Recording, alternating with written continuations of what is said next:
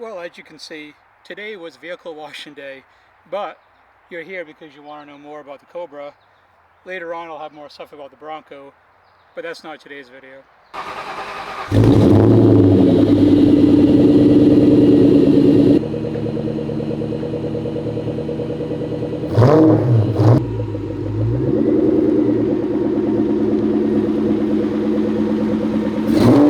So I was just thinking the other day that I haven't really done a mod update on the Cobra since the second video on it when I bought it 2 years ago. There's been a lot that's happened with the car from when I first got it to where it is now, and there are a lot more people on the channel that may not know everything that's been done on this. Probably those of you that do know were following from the very beginning when I first got the car. In that second video that I did, I went over all the mods that were currently on the car and what I plan to do to it. But now here we are 2 years later with much more done to it, and a lot of the original mods that were previously done on it still remaining. So we're going to go through the entire car from front to back, or maybe we'll do back to front, haven't decided yet. But we'll go through every mod done and what I plan on doing next as far as the near future short term for the remainder of 2022. I figured I'd start in the back because it's got the least amount of mods and it gets more interesting as you go forward. As you saw from the very beginning of the video, the exhaust is not stock. It has a Bassani Stinger catback system with a Bassani catted X-pipe. I opted to go with cats because my state requires it for inspection and personal preference, but it does sound better with cats. It's not as raspy. Some people like the rasp, but I like it toned down, a little bit more throaty, so it does have cats on it as well. The wheels are black chrome. I didn't put these on, it came with the car. I don't plan on keeping these long term, but for now it's fine. The wheels that I do want to get are very pricey, so for now I'm not doing it, but these aren't too bad.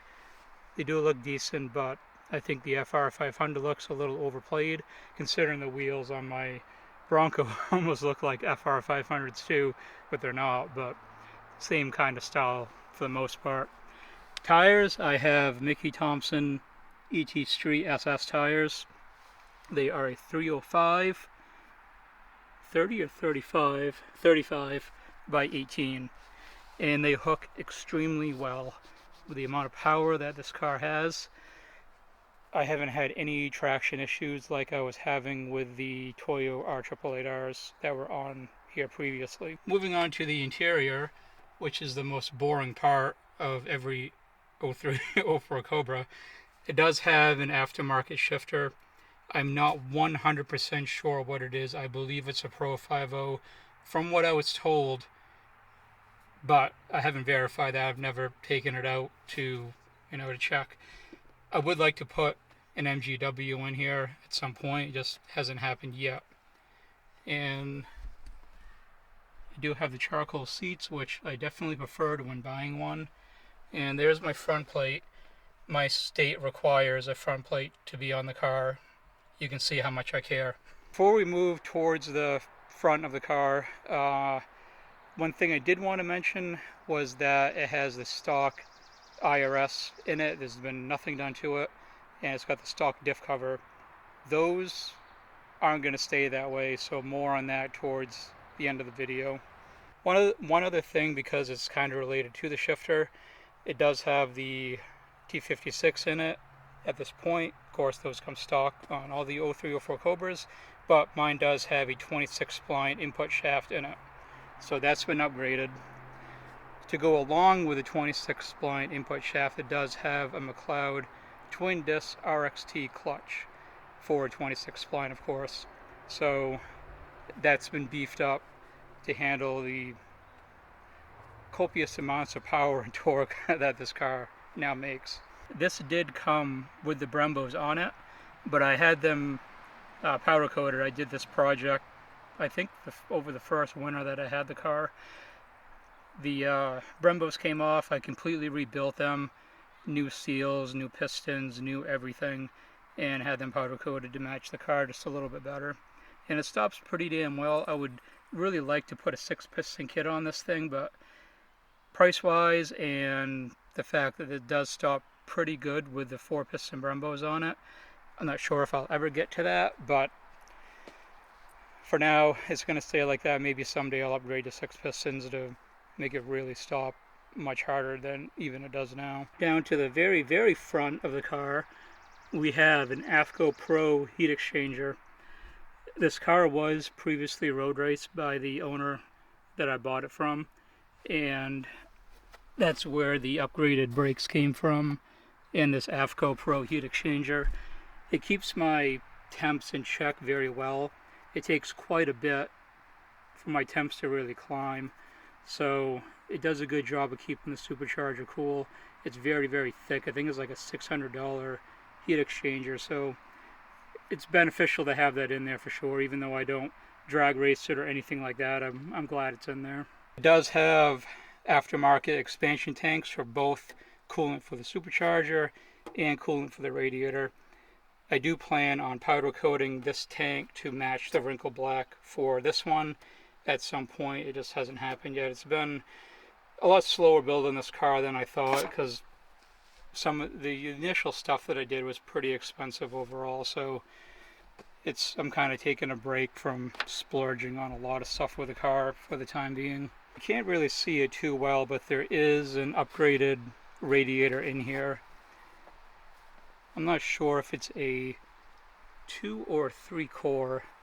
It's hard to tell. It's pretty thick. It's about like that thick. But it does a good job of keeping the car nice and cool as well. And that was done before I bought the car. That was in there with the heat exchanger before I bought the car. I do have aftermarket headlights in it. They're a little bit darker, like a dark smoke look. The ones that were on the car when I bought it leaked pretty bad. These are not OEM Ford ones, but they look good. I like the black and red theme of the car, so I'm going to keep these in as long as I can, or until the point where they start leaking and I change them up for something else. I did have the valve covers powder coated to match the car just a little bit better, and the stock original valve covers were in pretty rough shape, so they kind of needed to freshen up. So I did have these powder coated. Also the covers for the ignition coils, I have the Terminator plate on there. I did have the original plate powder coated black, but I like the Terminator look on it, so I'm going to keep that probably for quite a while. I like that look. A lot of people replace these caps, like these 3 here. That's something I plan on working on in the future and getting, not a different one, but they make like covers that go over these. Those are some of the things that I plan on doing down the road a little bit further. It does have a lot of powder coating. Can't really see it. It's really bright, but the pulley bridge has been powder coated, and there's more. I like to do the timing chain cover as well the next time the front end of this comes apart for anything. It does have billet flow pulleys on it and the Metco idler. Also, it does have a 4 return fuel system. This is not for E85, this is just for regular pump 93 or pump gas. I opted not to get the E85 kit because I don't even have E85 anywhere in my state, and I'm not storing it in my garage, so that's why I'm pretty much just staying on pump gas with this build, other than maybe putting some Torco in it. Previous owner did put on a set of Maximum Motorsports caster camber plates, and attached to that I have a set of Koni adjustable shocks and struts. Those are on all 4 corners. It rides very well. I don't have anything bad to say about them. The car handles much better than it did before when I first got it. And it has a VMP Gen 3R. This car currently makes, the official dyno number is 676 and 640 torque. Although the first pull on the dyno, it did break 700, but being on pump 93 wasn't a safe spot for it to be at, so it was bumped, or pushed down, not bumped, pushed down to 676 to keep it safe and not running too lean higher up in the RPMs. I bought this whole thing as a kit. It comes with the single blade throttle body, the 5-inch VMP air intake, and the big filter down here. So it gets fed pretty well. It gets plenty of air pumped into it. Also, another thing on the front end that you can't really see is that it does have Steeda X2 ball joints and a bump steer kit installed. So I'm getting it much better in the handling department from when I first bought the car. It was pretty rough shape as far as how I would rate it as far as handling goes, and it's getting much better now. Like I said a little while ago about the IRS with the bushings and also the diff cover, I wanted to bring up that those are like the next things that I want to do with this car. The bushings on this thing are completely shot. I was told it had FTR bushings in it when I bought it. I don't think it does. I'm not sure how that mix-up happened. Like I mentioned a little while ago about the bushings in the back in the diff cover, those are the next things that I plan on changing. I was told when I bought the car that it had FTBR bushings in it, but it doesn't.